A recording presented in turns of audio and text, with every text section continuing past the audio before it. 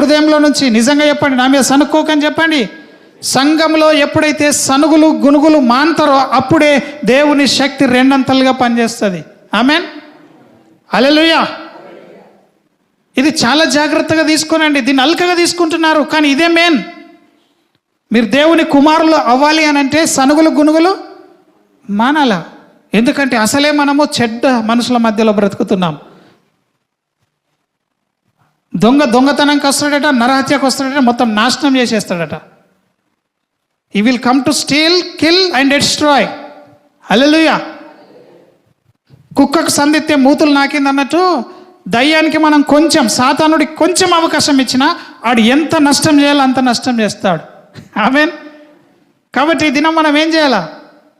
సనుగులు గునుగులు రాకుండా సంఘంలో కాపాడుకోవాలా. ప్రేమ ఎక్కువ కావాలా. ఆమేన్, హల్లెలూయా.